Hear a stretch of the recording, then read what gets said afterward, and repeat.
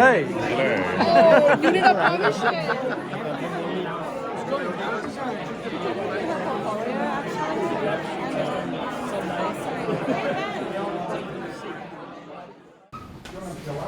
Amazing. Oh, thank you guys all so much for coming to SydDT 101. Very excited to have Chris Rawlings over here talking about AI needs design more than design needs AI. But I just wanted to start off first and foremost by inviting Stephen over just to do an acknowledgement of country.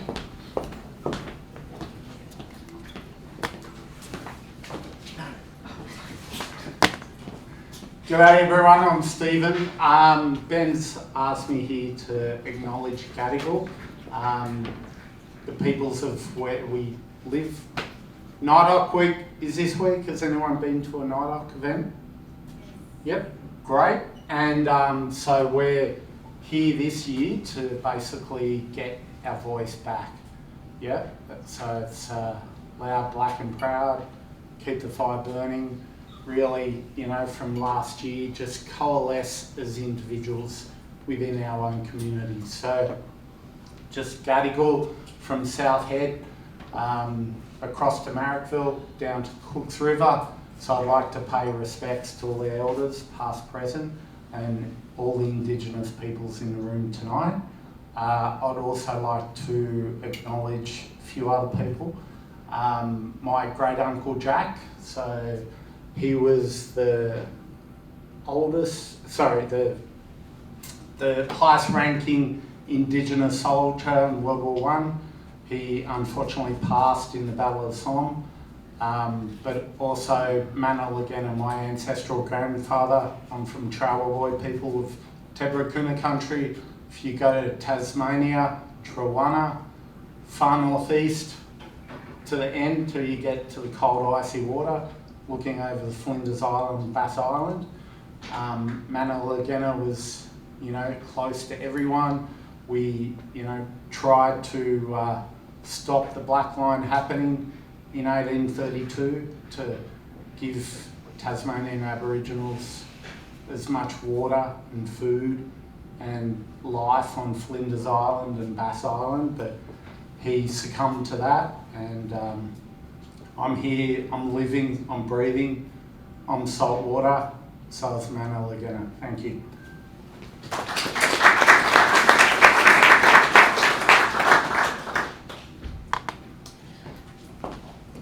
I do need to ask first, whose first SydDT event is this? Hands up. Amazing. I do just want to call out, we are very, very close to hitting 10,000 members, so please invite everyone you can to this beautiful community, as we're going to hit that milestone very, very soon. But I just want to say a thank you first and foremost to our sponsors, especially ThoughtWorks. Kate, do you want to do an introduction or? No? But thank you so much for hosting us in this wonderful space, and also to Sh8peshifters as well. You can see this in the corner. I'm looking forward to seeing the final result for that. Thank you to Lamson Partners. So I work for Lamson Partners. We're a boutique recruitment agency. I look after our product and design portfolio. So if you have any questions about the wild world that has been the, I guess, job space over the last 12 months, feel free to come grab me. Always happy to chat about job searching strategies or helping in any way I can. To Dynamic 4, where's Ben?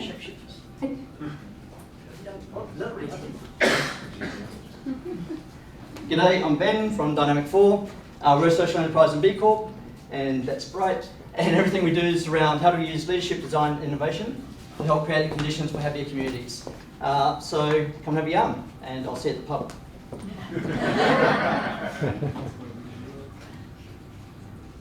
Thank you, as always, to my fellow organisers. Thanks to Ben, Kate, and Lucas. It's always a pleasure doing this with you guys.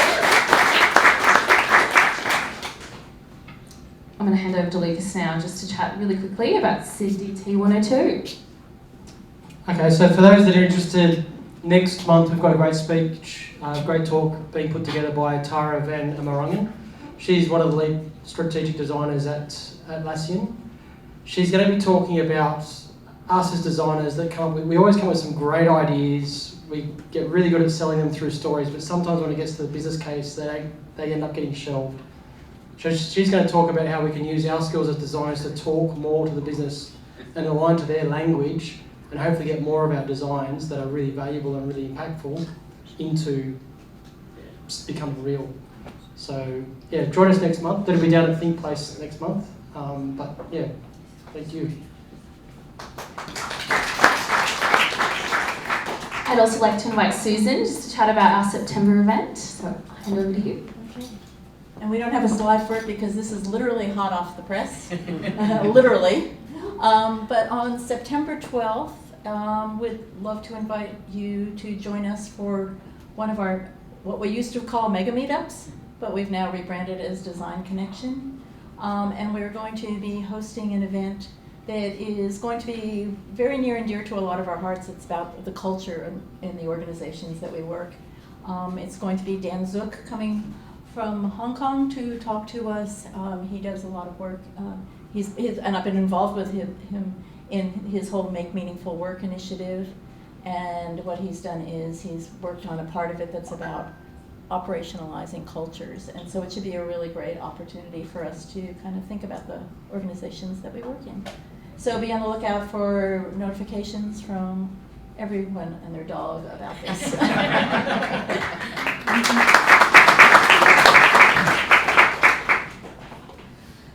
And now moving on to what everyone is here for, I'd like to introduce Chris Rawlings to now chat about AI needs design more than design needs AI.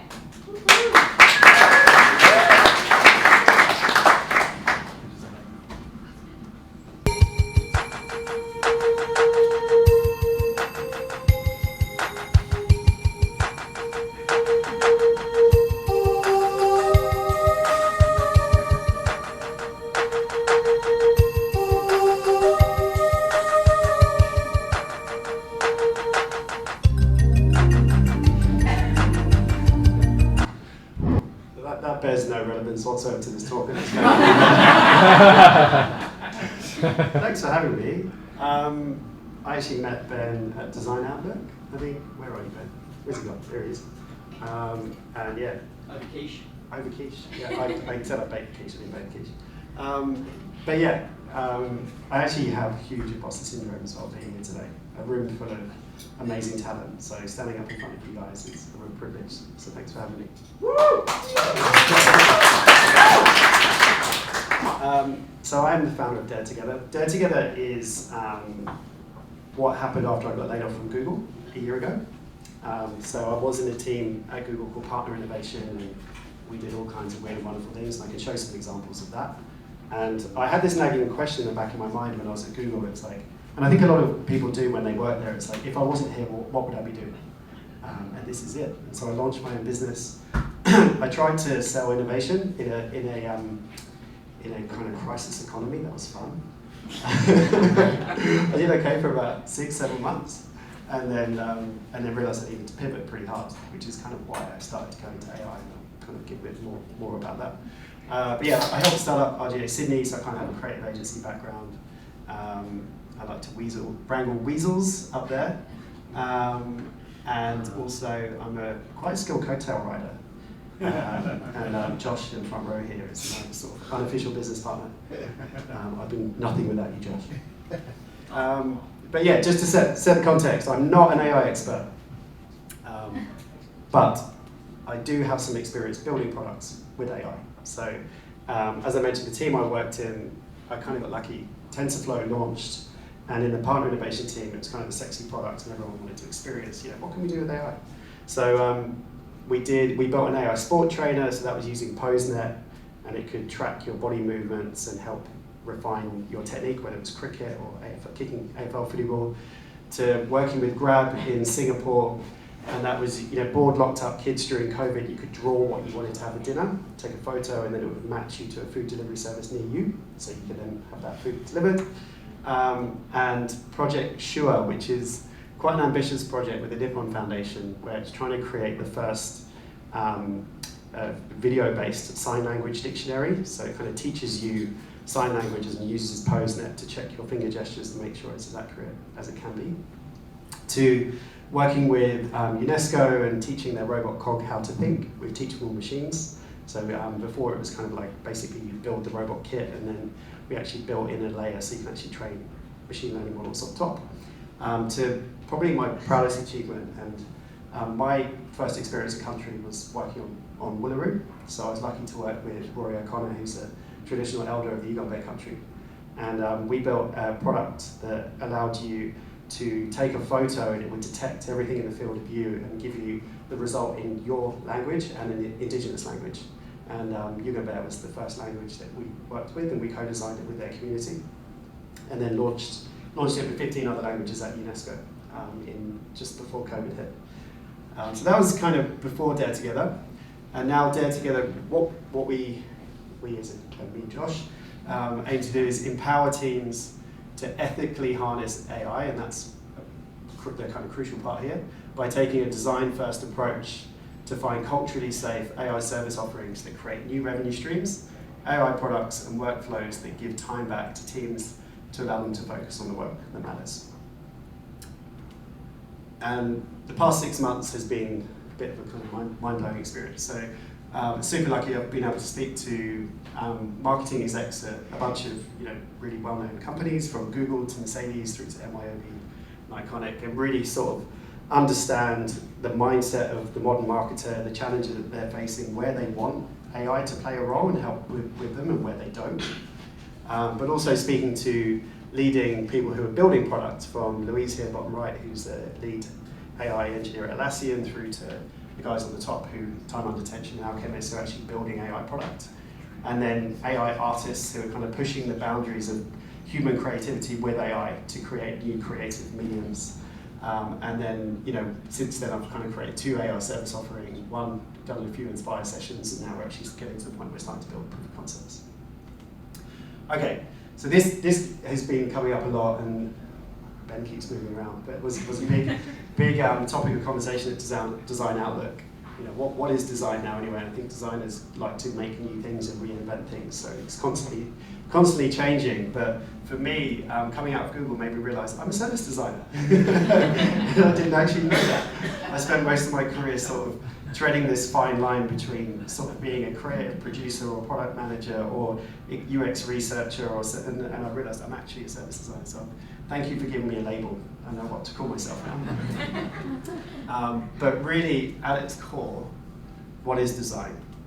I kind of tend to agree with Paul Rand that actually everything is design, from the clothes you wear to the experiences that you have, whether that's physical or digital.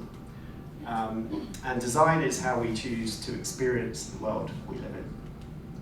It's the blueprint for how we experience the world. And it's why designers are fantastic empaths. They're really insightful, they're perceptive, great problem solvers, and obviously have impeccable taste. But as we know, early tech actually often lacks good design. And it's been long enough for me to now poke fun at Google, so there you go. And if you go all the way back, tech almost has no design, right? It's just arbitrary numbers, and that's kind of where we are right now with AI. So it's really just a window to put text in to try and get a result, and I think that presents a huge opportunity for design. Okay, this is going to get a little bit weird. So, would you let any of these men babysit your kids? So I probably would let Satya Nadella babysit my kids because he'd teach them something. So I'm going to take him off the list. Now, Sundar would be amazing at boring them to sleep, so I'm going to take him off. Okay, any of these fucking psychopaths? Not the middle guy. So you might be thinking, what kind of fucked up question is that? Welcome to Francesca and Isabel. This is Francesca is 6, Isabel's 3. Believe it or not, when Isabel was only about 1 year old, and I think Francesca's going through terrible 2s or 3s. She found it fun to pick Isabel's head up and just drop it on the floor. She would kick Indy in the snout and pull her fur and just be an absolute little terror. And was my 3-year-old toddler a psychopath? Of course not, at least we hope she wasn't, or isn't. And you'd be pleased to know her and Isabel have a really cute relationship, and she couldn't be a better bigger sister. But the point here is she needed ground rules, and she needed guardrails, and she needed the frameworks and tools to prevent her from becoming a little monster. This is cat's ear somewhere. her favourite pastime, cooking with mum. And this is kind of the genesis of this talk, right? So AI needs design more than design needs AI. And I was introduced to this talk by Rachel Zhang at Design Outlook, but it's amazing. If you haven't watched it, look it up on YouTube. It's 15 minutes of time well spent. And Lee, it's like the last line that she says at the end of a really compelling TED talk is that AI needs a mother, not a master. And I think design can be the vehicle needed to help determine how we want AI to impact our lives. And this sort of fear-based narrative around, adapt or die, and and more importantly, this build first and ask questions later approach is quite frankly very dangerous. And I think also sometimes it takes a creative to say what we're all thinking, but this idea that I want AI to do my laundry and dishes, not take away the heart, the things that I really love and hold dear. So, AI will replace tasks, it's inevitable, but it won't necessarily replace jobs, and we need to decide what those tasks are, and crucially, how we then reallocate that time. So, and speaking to various marketers, the one consistent theme that kept coming up was this idea of, I want AI to save time from repetitive, legacy, low-impact work to focus on why I studied to be a marketer in the first place. And the irony is, AI is meant to be this, magical time-saving device, and I actually think internet should probably be -50 on productivity from people kind of spending too much time on social media. But yeah, apparently it's going to be a 50% bump in productivity. And Prof G, who's one of my heroes, modern day Stoic, he kind of has this idea that, all good tech really is a time machine. So, we had Amazon Prime, which before that would take anywhere, it's 2 weeks to get delivery, with them it's next day. With Netflix, 20 minutes of commercials, now no commercials. One Medical, which is US, you don't have to drive to a doctor's and get an appointment, you can just do it virtually, and now where we have ChatGPT, it's, this is why Google went really hard and panicked when OpenAI launched, is because instead of having dozens of results, you get one, roughly, mostly correct response with AI.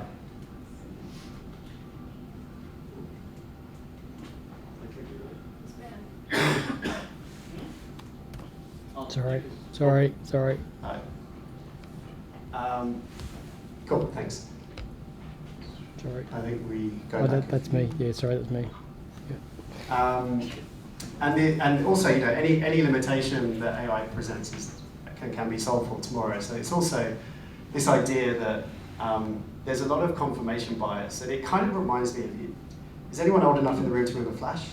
Hands up, remember Flash? So I remember there was a time where Flash designers, like really good Flash designers of gold dust, they were like the machine learning engineers of today, and they had a choice to make. Like it was, retrain ultimately what happened is SEO launched. You couldn't put SEO into Flash, so Flash died overnight. So these guys that spent a whole career being the best at building in Flash, their jobs were redundant overnight. I'm not saying that's the case with AI, but I think there is a choice. It's like, do you use AI to augment what you do, or not? And I think there's a lot of people hoping that AI will fail, and it might, but it's unlikely.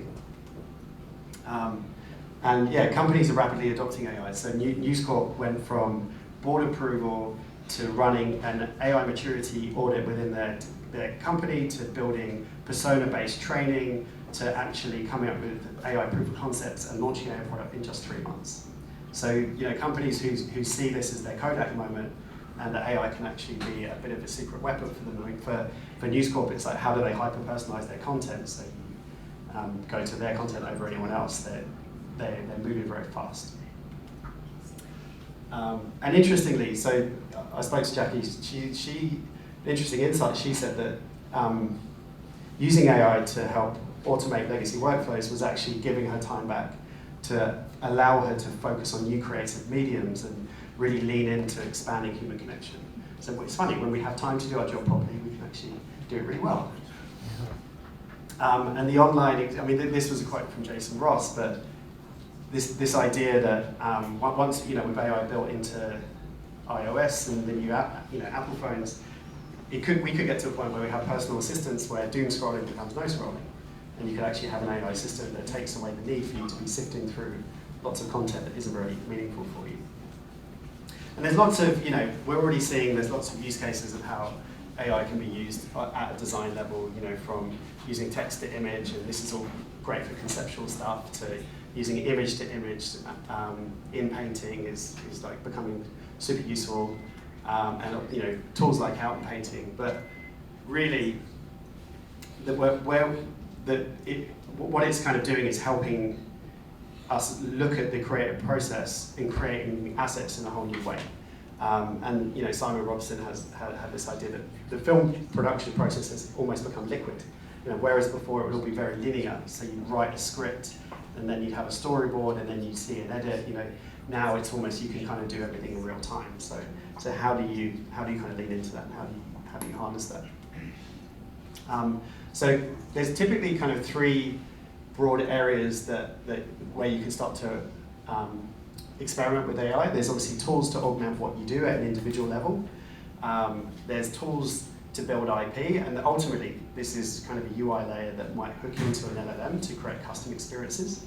So there's various, like an example I saw recently, there was CanGPT. So Can being the creative award circuit, someone had built a product that was trained on all of the gold Can winners that had ever won, and all the briefs that had ever informed those. So you can imagine as a creative to have that as a kind of pilot tool, so whenever you're coming up with an idea, you've almost got the judge that has worked on all of the awards kind of sitting next to you. So yeah, data analysis tools are becoming very popular, 0-to-1 tools, and then helping automate legacy workflows. And where I'm kind of typically helping clients explore AI, running Inspire sessions, but also taking a bit of a discovery approach. So, understanding where are areas where, like finding that sweet spot between what do employees want AI to solve for, and where do they want it to play, and also, where the same goes for their customers, and crafting an ethical AI framework, so the guardrails that they want and how they want that to kind of exist within their organization, to then carrying out competitor audits, how are your competitors playing in this space, and then working to really unlock their USP, like how can AI play a role in that, and then ultimately running sprints. So, coming up with ideas, refining those ideas, really honing in, and then starting to build, test, and safely experiment and utilize. So it's important not to gaslight AI fears either. AI is here to stay. It is currently outpacing us at building IQ, and agentic AI is the idea that you almost have a company that is run with lots of agents that's some way off, but it's a kind of a scary reality. And then what? We're all fucked, right? I kind of like to think maybe we get to live like the Romans for a little bit. That'd be nice. Hopefully AI is the slave. But until then, there's this kind of idea that there's EQ over IQ, and where we can't compete with AI over IQ, we can over EQ. With the punks that existed in the 60s or the hippies in the 70s, the goths, interestingly, I kind of started putting the slide together, and it made me think, where's the cultural creative movement from Gen Z? Like, we haven't actually seen one. It's all Black Lives Matter, and it's all, it's all more social justice, which is interesting. And maybe because we're under stress, we can't be creative. I don't know, that's I'll talk for another time perhaps. But, the Sydney Opera House wouldn't have existed because, what was it, 100 times over budget? It couldn't be built at the time, but it happened anyway because, some bloody-minded, was it Danish? Yeah. And then, of course, probably one of the most hardest working pieces of creative of all time wouldn't have existed, because who would have thought advertising a moldy product would help you get one over your competitor? Showing that, if you eat at McDonald's, it's probably carcinogenic, it'll probably kill you, because we know they don't go off. You can just leave it in the garage for a year and it still look the same. So yeah, this is what I mean by EQ. It's kind of finding new ways of solving a problem and using creativity and unlocking new opportunities. AI cannot do that. So then, if we agree that everything is design, is how we experience the world. Products suck without design, let's be honest. We have the frameworks needed to ethically identify use cases, and AI is the EQ needed to make products that we actually want and that actually matter. design needs a seat at the AI table. All right, who's ready for a pep talk? Designers need to step up, and they need to step up as leaders and not just doers. And I mean that with the most amount of respect. But I think Microsoft is doing that really well with Maida, who as a VP is really shaping AI and its narrative within Microsoft. This is Michael Armstrong, who's a hero of mine. I worked with Michael at RGA, and he was the most gifted designer. And I think partly because he was at a creative agency, he would always let his work do the talking. And you know, he was an incredibly humble guy. And I think we're kind of at a point now where we need to learn to go beyond that, learn to go beyond letting our work do the talking. And almost, you know, I met a founder recently who had made a conscious effort to learn how to become an extrovert and introvert. He had put himself in really uncomfortable situations to learn how to stand up in front of a room full of people. And I think we were talking about this earlier, I can't remember who it was with, but don't let fucking product managers take all your glory or their engineers. Like measure and attribute success to your work and get comfortable with the data. Like, what was the talk that was yesterday? There was a talk yesterday about UX and data. I can't remember the guy. He's around here somewhere. Rob. Yeah. So speak to Rob and learn how to measure and attribute success to your work, because it's important. Claim your success and get T-shaped. So yeah, and AI can help you get there. So a blind spot for me has been really sort of honing my marketing game, because they're my clients. So I need to be at a level that I can have really deep conversations with them. So I've been using AI to really help me get there. And with it being such a new technology as well, it definitely pays to understand the technology, to understand the opportunity, because there's so much that can be achieved. But if you're only really using ChatGPT in a really basic way, you're only really going to understand the opportunity in a very basic way. But there is a cheat code. So there are some amazing early adopters that are doing incredible things on LinkedIn, which you can follow, which will fill your feed with a lot of inspiration. Maybe the guy on the top right, but dubious though. And then the last one, and this has been my biggest learning from running my own business, is learn how your business makes money. It sounds really obvious, right? But I didn't study design to learn how businesses make money.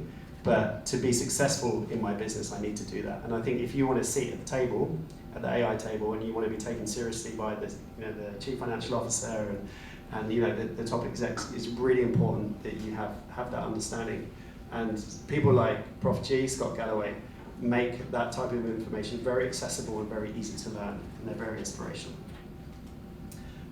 And yeah, finally, another learning for me has been my only limitations are those I impose on myself. And I think that's been working in teams my entire life, and working with very skilled professionals my entire life. Going out on my own has made me realise that I don't have to have a big team around me. I can learn a lot myself when I need to, when I'm put under pressure.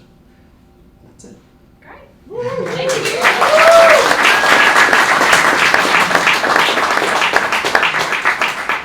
Do we have any questions? Yeah? Did I see a hand go up? No? I don't want to be the only one, but yeah. First one. Break the ice. Thank you for your talk. Really inspirational, and obviously we all know as designers there's a little nerves sitting behind that. Personally, I've loved mentoring in my career, and I treat my ChatGPT as a little intern, and I ask stupid questions, and it comes out with great stuff. How do you see in a designer's day-to-day they should be embracing AI, and what are the things that they shouldn't be worrying about, really? So obviously it's vast. What are some of the things that they should just it's not there for you, but there's other things that you should definitely be doing every day to keep yourself relevant and, Yeah, sure. Yeah, I think I'll go back to that kind of T-shape piece.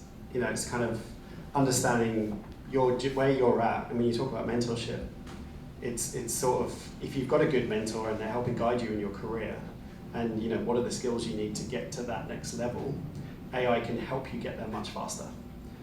So yeah, that's been a big learning for me.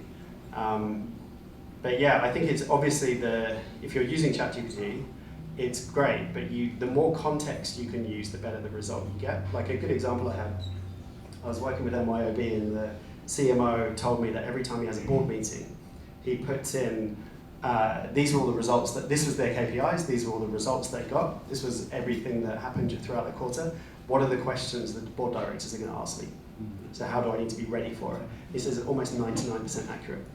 So, it's kind of trying to be creative with how the questions you're asking, and the situations that you're going into. If you're being interviewed for a new role, is there a part of that job that you're not familiar with that ChatGPT can help fill in the blanks, so you can maybe have a bit of an advantage there. So yeah, it's sort of thinking that way, and then I'm starting to use Piper AI, which is a note-making tool, which is a huge time saver. So it's really good at insightfully taking the bits that you need, instead of spuriously taking notes and only half taking in what someone's saying to you when you're on calls. I would love it if Miro created a feature where it would go straight to post-it notes. How good would that be when doing interviews with customers? But yeah, I think it's also what a lot of companies are doing as well is almost building a bit of a ideally identifying a subject matter expert in a capability which you can go to ask questions. Like I know News Corp have done that, and NAB have done that, and a few other big brands. So it's like, if you're a product manager that's interested in design, who can you speak to? So there's all sorts. Thank you. Yeah, no worries. Any other questions? Oh, okay. There's one.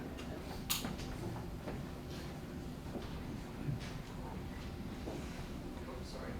You want this one? Hey, thanks so much for the talk. I was wondering if you could tell us a bit more about how you work with companies to design ethical AI frameworks.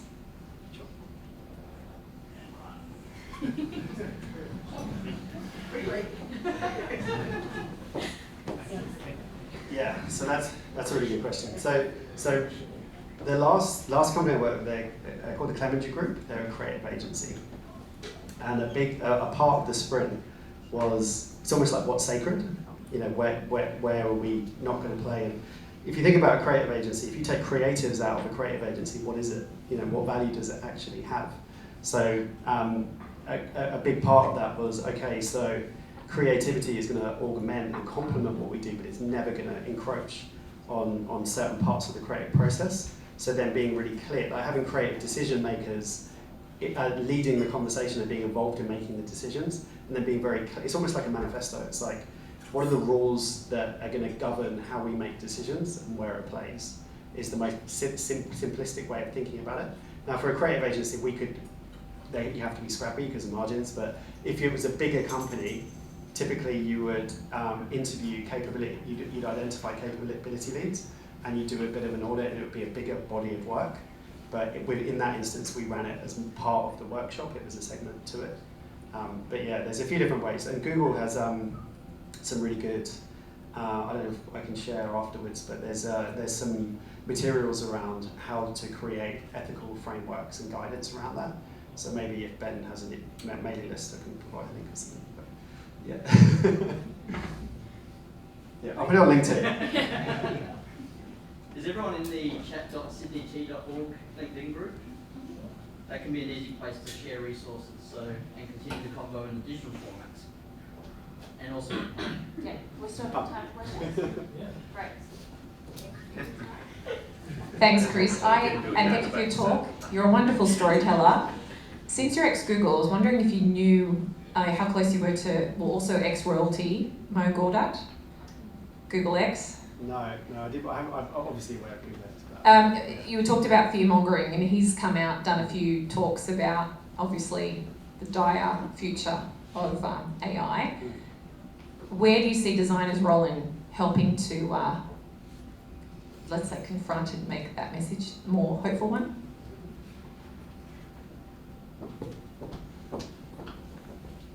Yeah, I mean, I was kind of...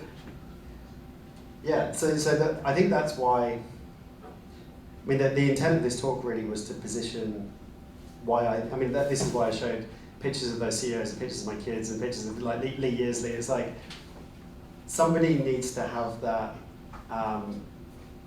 ethical mindset on where do we want it to play and how do we, and I genuinely feel like that's design's role, is to kind of step into those conversations and have those difficult conversations, and, but navigate them with the diplomacy and the grace that designers are really good at. So yeah, I feel quite passionately about that. Yeah, and I feel like if, like for example, I mean this is probably controversial to say, but if it's left with product managers to decide what AI does, then it's a very different conversation, right? Because it becomes a very commercial decision, potentially. Maybe I'm making a massive assumption there. I'm a product manager too, so I can say it, right? So I've kind of walked both lives. But I know if I had my product manager's hat on, I'd be thinking about it differently to if I had a designer's hat on. How would you stop bad actors in that situation? I mean, I was kind of thinking about you've got the brand guidelines, it's the colour, the logos, the font, the blah, and this is our ethical approach using AI. Who decides? You said designers need to step into that role, but when commercials are important, sometimes people step over the line, right? We know creative agencies are working with creative agencies. I'm sure you can get away with that, but we still put it out there, and you get backlash and blah, blah, blah. So at what point, who's the person that makes that call? Yeah. And whose ethics? And whose ethics? Good question. I mean, I think companies that. So I was really happy with last week because how seriously Clemenger were taking it, and that they wanted to. They will go out to market quite clearly with that messaging that they're taking an ethical approach, and that's going to be their USP. That's what they take to clients and how they frame their offering, and they also. I can't talk about that. I've got to be careful what I say. But yeah, so I mean, I guess the way I'm responding to you is, some people will be, it's a bit like how Patagonia as a brand, right? They make a stance. I'm not saying every brand can be like Patagonia, but I think some people will make a stance, and then it's a choice as an employee. Like, do you want to work for a company that is making a conscious decision about how they adopt AI, or are you happy working with a company that just doesn't give a shit? You know, it's kind of the individual choice then. And you can't, you know, there's only so much you can influence, but it's then your choice, I suppose, is the way. And every business can be a B Corp, like that. That was what I was going to suggest. Does it become something like B Corps, where Maybe. you know, we're part of this alliance that believes in blah? So I think that's going to happen in Hollywood, right? There will be some kind of alliance in the movie industry that protects filmmaking. I can see that happening, but yeah, who knows? Just an interesting observation. I think when you're talking about ethics, you're talking about people being unethical in the domain of AI. It's not probably more that people being unethical and using AI for the wrong means. So can AI be ethical or unethical if is it more about the people that are driving it rather than the AI? Yeah, I mean, interestingly, one of the creatives that I spoke to, she said she falls into the trap of being in a room of white people coming up with diverse ideas. And she actually uses AI to be the diverse voice in the room.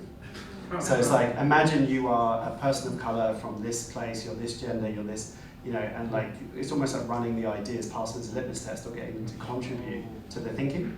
So yeah, and also with AI, it's actually inherently positive. Like, when has AI ever told you your idea sucks? You know? It's like, oh, that's a great idea, Chris, how can I help you? So you kind of have to bear that in mind a little bit as well. You know, it's like, how do you train it to have a bullshit filter? You know, and I don't know if that's through creating a model that is trained to be a bit more real. But yeah, I don't know if that answers your question, it went off my head. You literally described AI being blackface, which was fascinating that big businesses could give up on their drive for diversity because they can replace that, and the reason they're doing it is because there's a unique selling point. They can replace that by programming it, and that's terrifying. But yeah, sorry. Could I add that we don't understand our own intelligence yet. We're still learning. So how is a machine that we're programming supposed to be us? We've got to be very careful that it's a machine. It's an extension of ourselves. It's not the be all end all. Be careful about believing. Yeah, Sorry. No, great.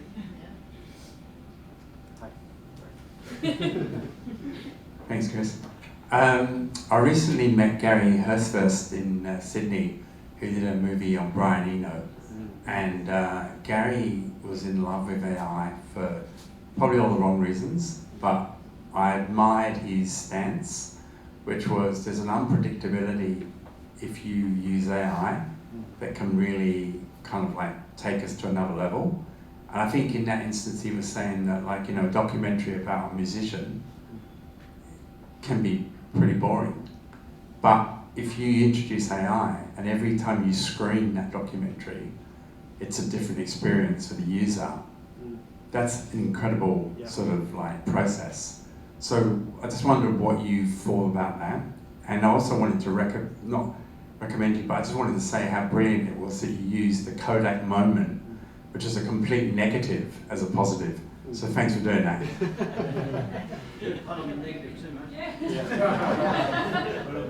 Yeah, I mean, fuck, you could probably get to a world, right, where you're sitting next to your partner watching the same movie but seeing a different cast. Yeah. You know, it's like based on your personal tastes, and maybe the product placement's different too. Why not, right? Like that. I mean, we're seeing hyper personalization already.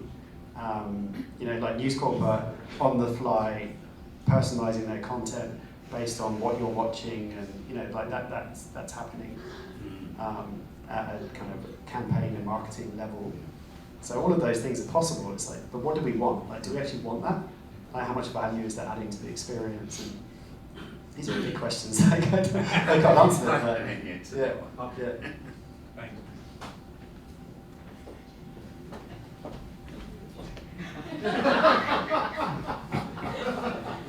Do I need to stand up? Yeah. I'm in the luxury seat. Thanks, Chris. I love that you shared the clip of the person who said, you know, I want AI to do my dishes or chores so I can do art, or AI do my art so I can do my chores. And you know, a lot of people think AI is not creative. So, we know that human beings are at their happiest when they're being creative, and that goes back to Mihaly Csikszentmihalyi in his book on flow. So that's when all of us are at our happiest, when we're being creative, whatever that means for you. AI can be creative. We can use it to, at its simplest form, come up with ideas. So what does that mean for us as human beings, and being in flow and being happy? And this doesn't come from fear, or maybe it does, but of outsourcing our thinking. And interested in any thoughts on that. You know, I know it's a tough question. I've been thinking with that. I don't know the answer, but yeah. Before you, what's your flow? What's your flow? When you're in flow state, what do you do? Sitting on the couch, having marmalade on toast, coming up with ideas, or it could be a presentation, a workshop, you know, whatever, what I'm going to do for the weekend. Yeah.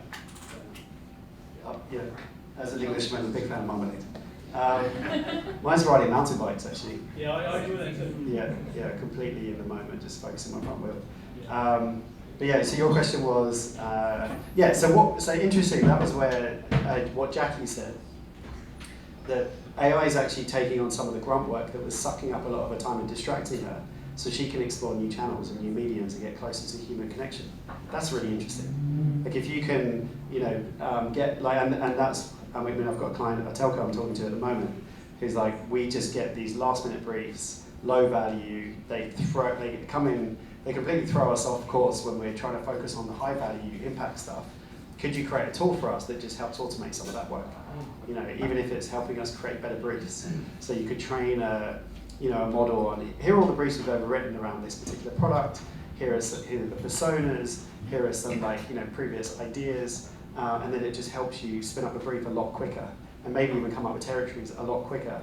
But it means that you can then say, and this is why the ethical framework's important, because you say, okay, so for those quick and dirty briefs, we'll use the tool for that, and that will buy us back time in our day to then do the flow state stuff, to do the things we really want to do.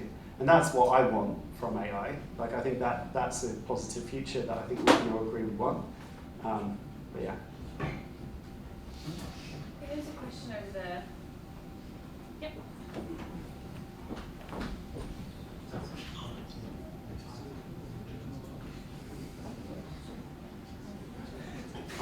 Do you use any frameworks currently, like which are already there, to contextualize like the value of AI tools in terms of like what does it create? How does it change the value creation from previous technologies?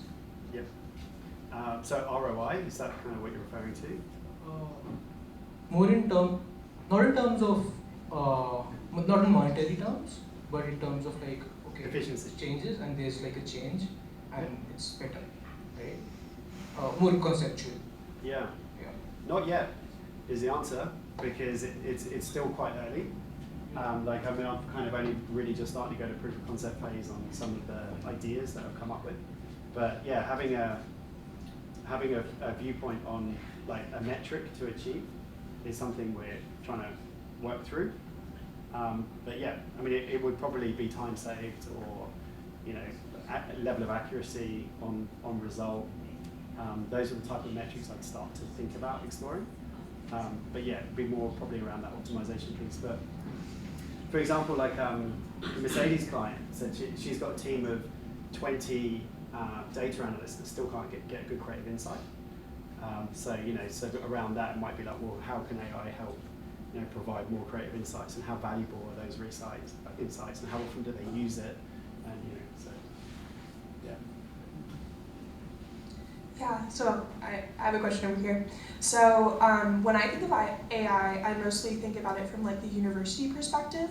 So I think about it about like how I can integrate it in my schoolwork that I'm doing, or how professors can use cross-collaboration with AI. But at the same time, I think there's a lot of fear around AI when it comes to higher education. So my question to you is, how can we bridge that gap when it comes to higher education and show that like AI is a good resource, and then also make sure that we're creating areas where independent thought, creativity, and like fluidity of thinking is also a space without AI. So thoughts on that?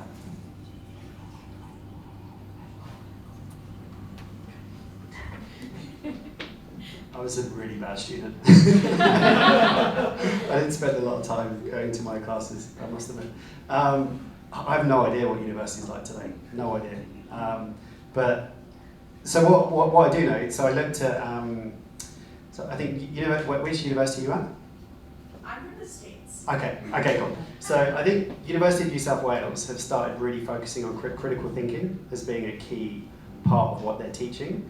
I think that's really important, because it's going to, like, for example, if I was at uni now and I was training how to code, I'd be worried, because something like Devin pops up and it's like, oh, do I still need to learn how to code? So, but critical thinking is really important. Like, how do you take a really complex problem, break that down, and then even think about how that might then work, like cross-functionally, how might different teams solve for it? And so those are going to be valuable skills no matter what. Right? That's not going anywhere. And I think having kind of delved into marketing as well, like this year personally, like understanding the principles of marketing, and that's never been more important than it is today, because a lot of brands are actually now leaning back into brand advertising because it's becoming a crowded marketplace. So I think there will be things that are more important than they ever have been, and at like almost a theoretical level, and then there will be like a different way of teaching and approaching like a linear, to linear approaches to design or whatever it is, and it'll be more around critical thinking and problem solving. At least that's what I'm seeing. I think University of New South Wales are doing that, but I don't know if that helps. Got one. Great teamwork. Thank you. I have two questions, but I thought maybe everybody could pick which one. So one is about using AI to design UI interfaces, and one is about using AI to manage biases in research. Any biases in research? Yeah. So obviously, as part of the design process and as researchers, we're looking to manage, confirmation bias and group bias, all these, different biases. But I was wondering how, so if we were to, I've personally used ChatGPT to, create interview questions and analyze, user interviews and what you said about neuro, I really hope it comes out with neuro soon. But I was wondering what your perspective on was on sort of what biases AI might create in creating these research questions or analysing this data that we're putting into it.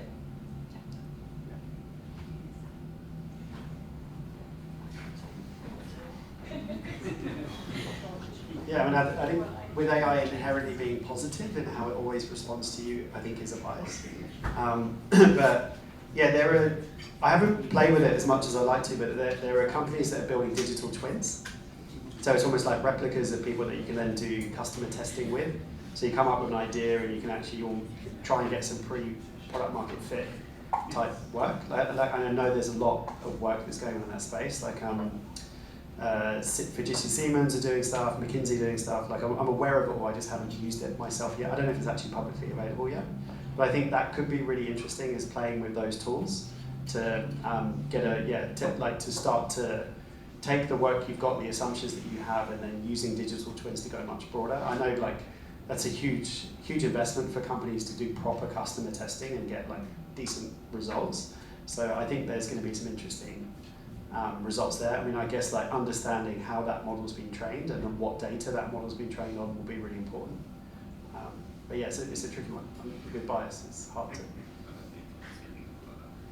Okay, I think we've time for one more question, and I will premise, if you have more questions for Chris, he will be at the pub after, so feel free to go up and continue to ask, and I think... Thank you, Chris. I loved your learning about your journey, especially I know of quite a few people who are thinking of stepping out of their job or found themselves on a path to really start on their own like you did. And talking about, looking back and talking about limitations, and also from an imposter perspective, what are the biggest things that you've learned were actually not true? Knowing what you know now, would you've done it?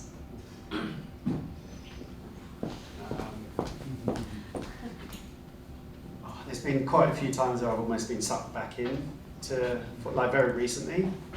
And yeah, my wife cat's here. We had under mortgage stress, and you get offered a job, and you're kind of like, oh, that's going to buy a bit of financial security, but it's going to be a big distraction as well, right? You've come this far, and this was the tricky thing, because I had that period where, a Mason were amazing. They were my first client. They set me up, but then the market just went very quiet, and you start to doubt yourself. You're like, is it me? Have I pissed someone off in the industry? Are people talking back? All this and yeah, you become your own worst enemy a little bit. You sort of start talking yourself down, and having people like Josh in my corner has been so valuable. We talk every day. We're both on the same journey together, doing our own thing, but eventually we want to come together when we can afford to. But yeah, having a really strong, and one thing I will say, I'm so glad that I'm part of the design community, because it's so supportive. And everyone you reach out to, Damien, where's Damien? But yeah, everyone you meet, they just become a friend, almost instantly. And Design Outlook was great. I collected 3 or 4 friends from that, Ben being one of them. And everyone's willing to help. Everyone's happy to get on a call and have a chat and share learnings or introduce you to people and help you get leads. It's such a supportive community. So I think it's, just trying to find that balance on how much money have you got left, what's in the pipeline. And for me, it's also been, if I'm focusing on new business, and I generally do okay, but then, I'm struggling to get the work done, and if I focus on doing the work, then new business dries up. So that's tough. That's a hard juggle, and I don't know if that will ever get easier. Hopefully I'll get to know more people, and gradually the work will come, and I won't have to chase the new business as hard. But surely you use AI for that. Maybe. But would I do anything differently? I would do it all over again, 100%. Yeah.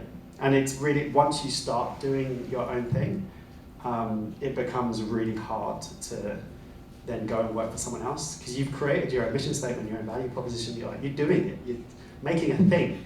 So to then get someone to like get you to then build their business and buy into their, like I think I'd do it, but would I do it like with the passion that I'm doing this? Like, probably not.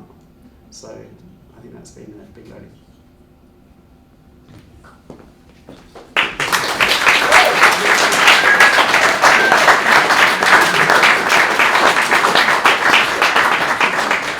Just want to say a final thank you to Chris for that. That was fantastic. And as I said before, if you guys do have more questions, we can continue the conversation at the pub. Go to the... Can I just do one thing? Do one more thing.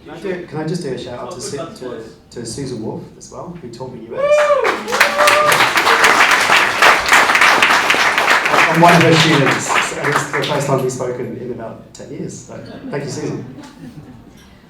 We do have one final shout out. I'm just going to invite Alan up here to talk about the Shapeshifters Meetup. And thank you also for this. It's amazing. Thank you. Hi everyone, I'm Diana, this is Alan. We're from Shapeshifters.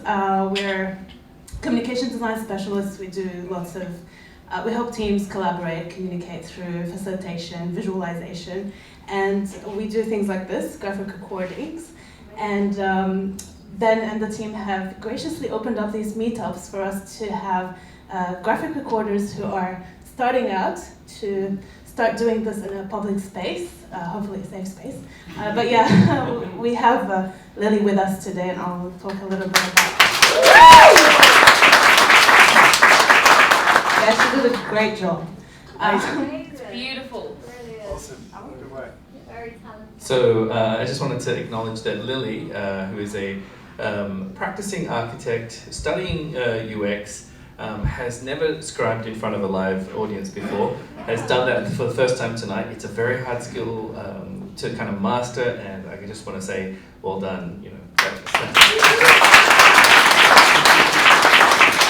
So yeah, like in addition to us being actual practitioners, we also teach and train this. So it's through mentoring and online courses, things like that. And we have a meetup which happens every second Wednesday of the month. It's called Sh8peshifters Morning Meetups.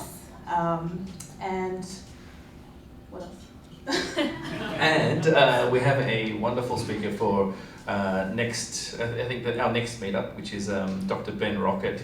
He's going to be talking about how, visual thinking from a medical perspective. So I had a great conversation with him yesterday. He kind of blew my mind, and he was telling me visual thinking is actually your first language, not your second language like you guys often say. And I was like, oh, how so? He said, well, you know, as kids, what do you learn to read first? I was like, oh, pictures, of course. And he's like, so it's definitely part of what you do. And if you're keen to hear more about that, we're going to be, you know, exploring that in our next meetup too. So thank you.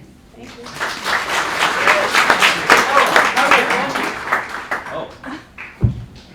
Find us on Eventbrite, find us on shapeshifters.com, and our Instagram, shape_shifters. But we'll, yeah. And Shapeshifters is with an 8. Oh, and yeah, exactly. And sketchlab.online is where you can find our courses. Thank you so much. And thank you again to Chris. That was brilliant. And yeah, let's kick on to the pub.